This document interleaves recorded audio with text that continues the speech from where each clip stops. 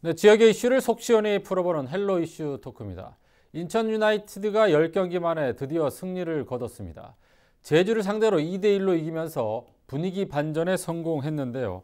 무고 4등 핵심 선수가 빠진 상황에서 얻은 값진 승리였습니다. 자, 유상철 감독 효과가 이제 나오는 걸까요? 자, 한 주간 인천 유나이티드 경기 짚어봅니다. 오늘도 함께할 두 분 나오셨습니다. 손철민 축구 해설과 손소 변호사 나오셨습니다. 안녕하십니까? 네, 안녕하세요. 네, 반갑습니다. 자, 이거 얼마 만에 승리를 하면서 저희가 프로그램을 하는지 모르겠습니다. 너무 기뻤죠? 뭐 이렇게 화요일이 즐거운 게 네. 얼마 만인지도 모르겠고 저는 어저께 광란의 밤을 보냈습니다. 막 예. 주말처럼 친구들하고 축배를 들었고요. 너무 했습니다. 정말 아직도 벅찬데 선수들이 같이 뛰는 게 보였다라는 부분이 너무 좋았어요. 그러니까 저도 같이 기뻐했고 일단 너무 행복했습니다. 뭐 더 이상 제 행복감을 어떻게 더 표출해야 될지 모를 정도로 행복했습니다. 네, 무엇보다 이제 원정 경기에서 저희가 승리를 거뒀기 때문에 그 기쁨이 2배가 되지 않았나 생각이 드는데 직관은 못 하셨죠? 제주인이라서. 네, 아쉽게도 이번에는 집에서 TV로 봤는데요. 현재 그 하위권에 제주가 쳐져 있지만 선수 구성면은 굉장히 좋잖아요. 네. 그런데 이제 그 하위권 맞대결에서 승리를 거뒀기 때문에 더 이상 처지지 않고 반등할 수 있는 계기를 만들 것 같고요. 또 어제 같은 시간에 벌어진 경기에서 또 성남이 패배했어요. 그리고 또 경남도 여전히 좋지 않은 상황. 그래서 좀 아래에 처져 있는 그런 팀들 간의 경쟁이 더욱더 뜨거워질 것 같습니다. 네, 특히 성남은 또 다음 저희가랑 붙기 때문에 사실 어제 결과도 저희들한테 좋았던 것 같은데 이 얘기는 뭐 뒤에서 다시 하기로 하고요. 이번 경기에서는 이름을 들어보지 못한 선수들 뭐 몇 명 있었습니다. 지현아, 이우혁 이런 선수. 유상철 감독이 전혀 보이지 않았던 카드를 빼들었는데 어떻게 이 용병술이 맞아 떨어진 걸까요? 어떻습니까? 정말 기대하지 않았던 선수들이 리그에 이렇게 출전을 했고 또 골도 기록했어요. 그러니까 어제는 정말 유상철 감독이 잘했다 이렇게 말씀드릴 수가 있겠습니다. 특히 경기 시작 전에 얘들아 너희들이 오늘 축구 선수 생활 중에 마지막 경기다 라는 생각으로 뛰어라라고 했어요. 자극을 한 거죠. 그러니까 리그에 첫 출전을 한 지현학 또 이렇게 중용을 못 받던 선수들이 오늘이 내가 마지막 경기야? 나 오늘 여기서 죽자라는 그런 모습이 경기 내내 보였습니다. 그러니까 유상철 감독이 선수들을 분명히 주중에 훈련을 하면서 조율을 했을 거예요. 그리고 마지막에 이 카드, 이 마지막이라는 너네들 선수 생활이 마지막이라는 그 카드도 분명히 경기의 큰 틀의 하나였을 겁니다.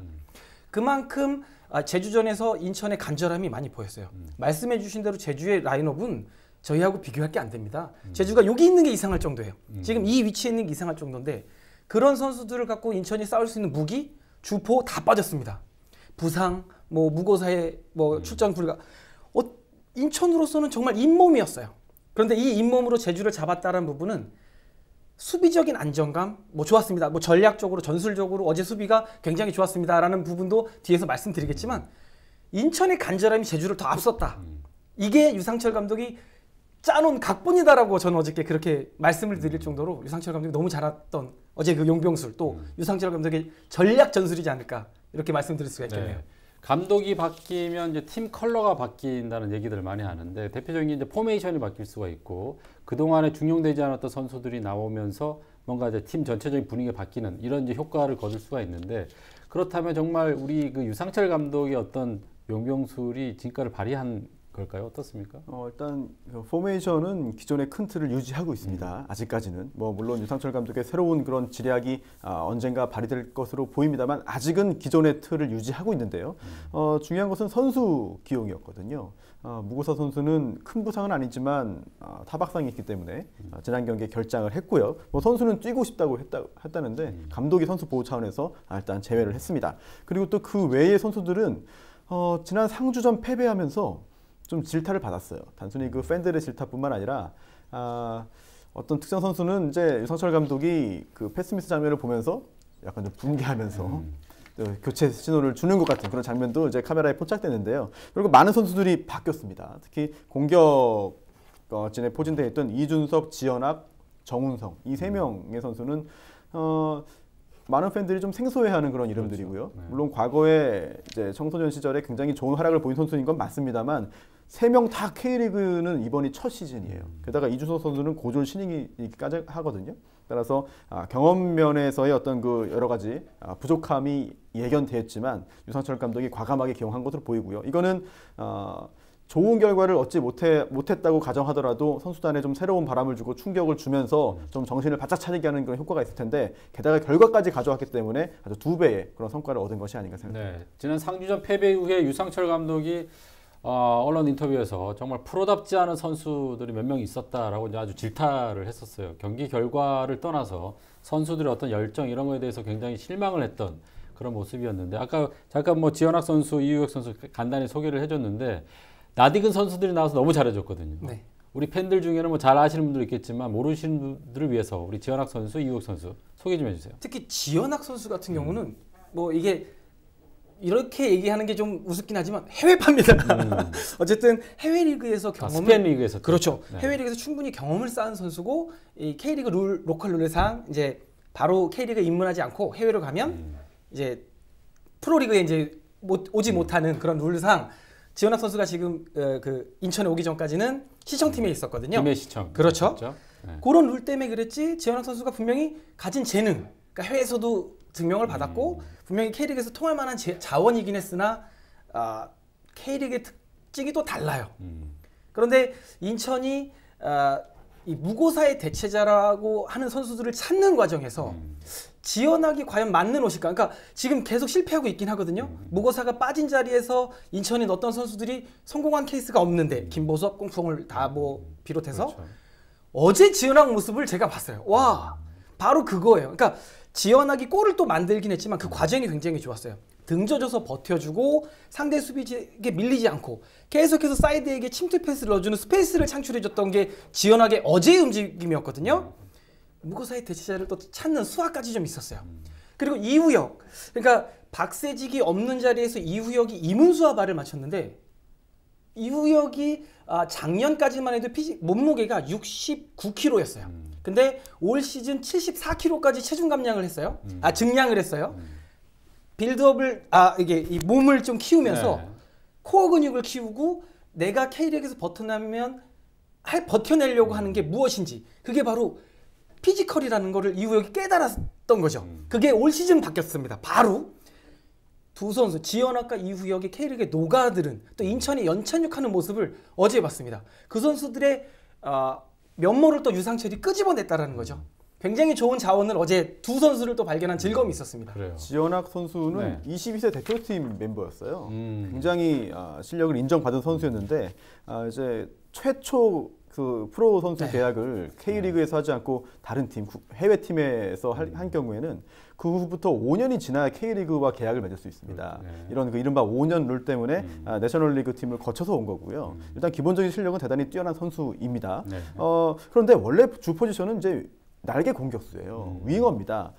그런데 이제 인천에서는 지난번 그 FA컵에서 청주에게 패할 때 중앙 공격수로 투입이 됐었습니다. 네. 근데 아마 경기는 졌지만 그 경기의 어떤 그 활약 또는 활발한 활동력이 아무래도 코칭 스텝에게 좀 인상을 남긴 것이 아닌가 생각이 되고요. 또 이우혁 선수 역시 22세 대표팀 출신입니다.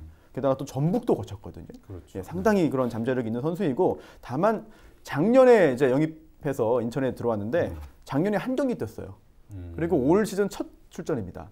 즉 지금 1년 반 지났는데 2경기 뛴 거거든요. 인천에서의 활약이 굉장히 미미했는데 어제 굉장히 준수한 활약을 보여줬고 또 자신감을 찾을 수 있을 만한 그런 득점까지 했기 때문에 앞으로 미드필더진에 새로운 바람을 줄 수 있을 것 같습니다. 그래요. 축구 선수들 사이에는 이런 말이 있어요. 공 잘 차는 사람이 형이다. 골 잘 넣는 사람이 주전이죠.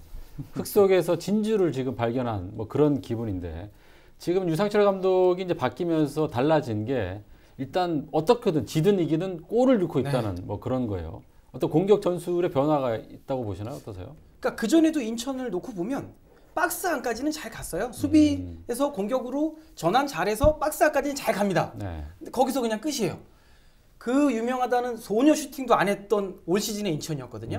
근데 유상철이 오고 나서는 그 문전 앞에서의 좀 세밀함을 만져준 것 같아요.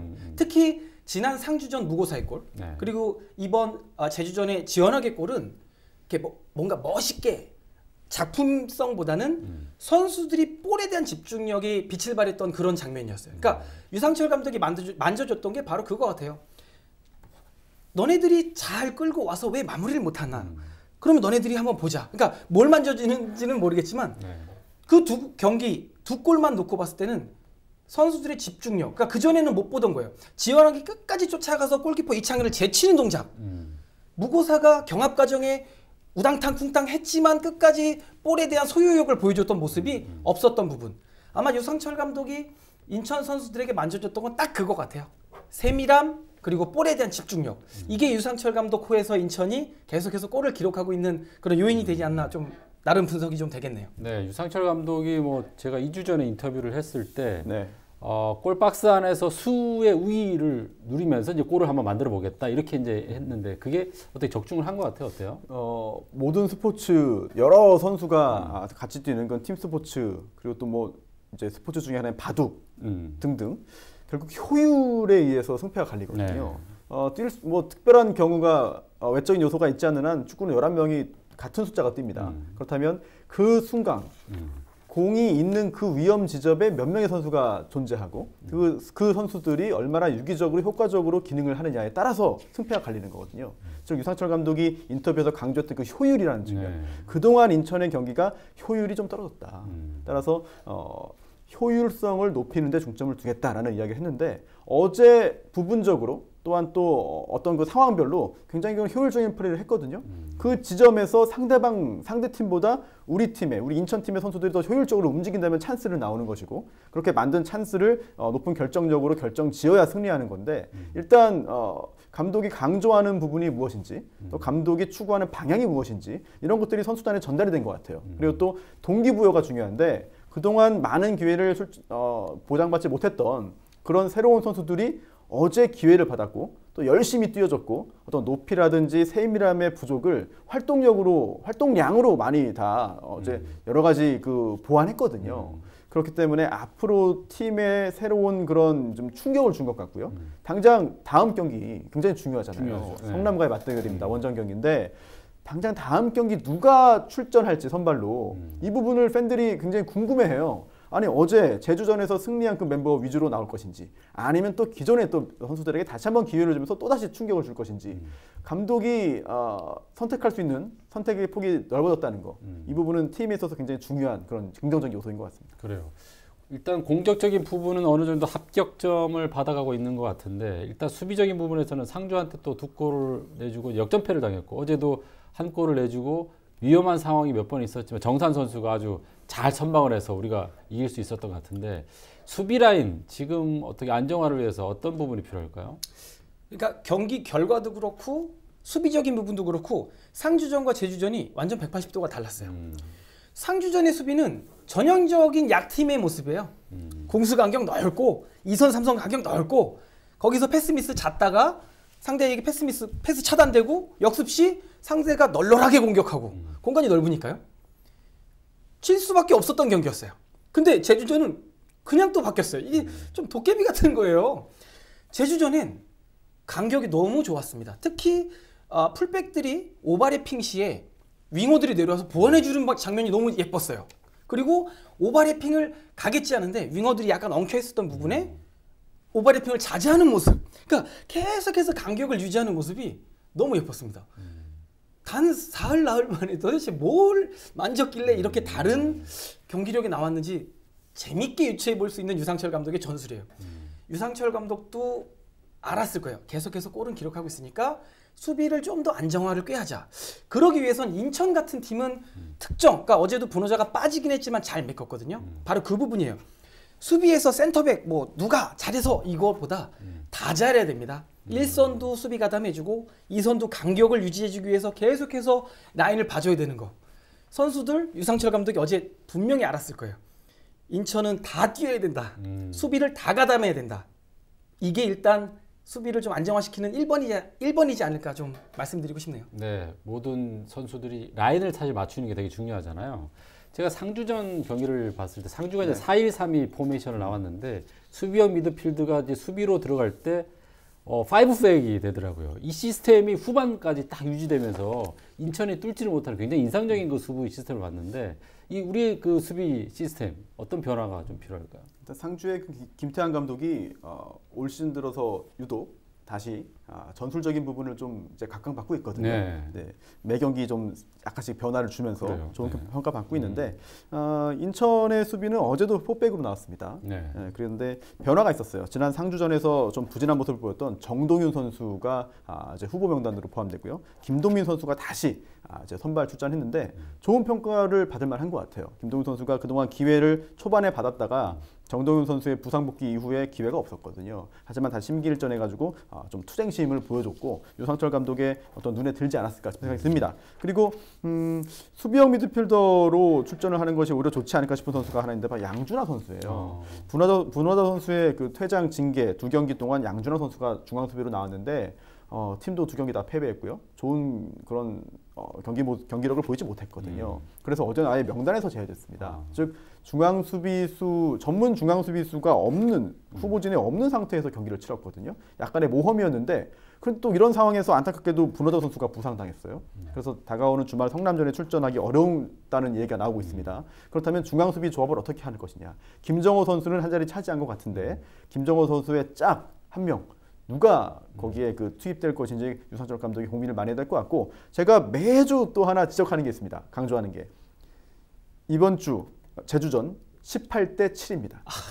제주 반칙 18개, 인천 7개. 이게 페어플레이라고도 볼 수 있지만 어찌 보면 수비에 대한 적극성 부족 또는 수비의 어떤 지능적인 수비를 하지 못했다는 그런 반증일 수도 있거든요.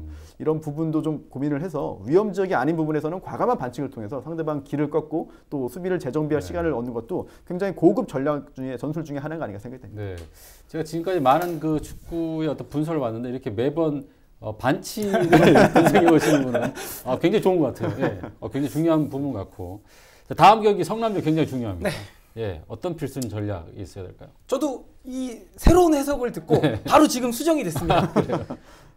일단 수비 실점을 줄이자 그 얘기를 하려고 했어요. 근데 지금 번뜩 생각이 났습니다. 수비에서 무실점 맞습니다. 그리고 그 전에 위험 지역이 아닌 곳에서의 과감성. 그러니까 하프라인 근처에서는 좀 세게 부딪혀서 선수들에게 트라우마를 심어줄 필요도 있어요. 변호사님께서 매번 말씀해 주시는 그 전술이 실제 감독들이 합니다. 야, 위험 지역이 아닌 데서는 상대와 부딪힐 때 일부러 세게 부딪혀. 그러면 트라우마가 생기거든요. 쟤 아파. 쟤 딱딱해. 상대 선수들이 몸싸움을 기피합니다. 맞습니다. 위험 지역이 아닌 곳에서는 좀 과감하게 부딪혀서 좀 거친 플레이를 좀 하면서 상대를 좀 주눅들게 할 필요도 있을 것 같고요. 그러다 보면 2, 3선 수비하기가 좀 수월해집니다. 그러면 인천이 원하는 무실점 수비가 될 거고 무실점이면 일단 지지 않는 거거든요. 그러면 무실점해 놓은 뒤에 이제는 무고사예요.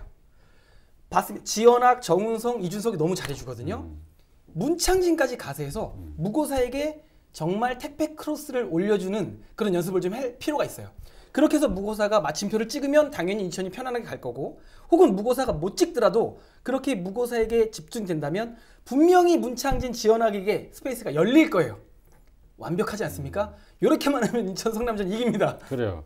성남이 지금 9위예요. 우리가 반드시 이겨야 될 그런 순위에 있는 팀이고 근데 제가 득점을 보니까 12득점, 인천이 이제 8득점으로 꼴찌고 바로 위가 이제 성남 해볼만 하다 이런 생각이 드는데 어떻게 생각하세요? 성남이 지금 굉장히 혼란에 빠져 있습니다. 특히 남길 감독이 상당한 그런 실력을 가지고 있고 또한 팀도 승격시켰고 습격한 시즌에 바로 또 중상위권에 있었거든요. 그렇죠. 네. 이건 엄청난 감독이라고 볼 수 있는데 그런데 구단 운영진과의 갈등이 지금 드러나고 있어요. 그리고 또 남길 감독이 뭐 자진 사퇴하는 거 아니냐 이런 추측성 보도가 나올 정도로 팀이 혼란에 빠져 있습니다.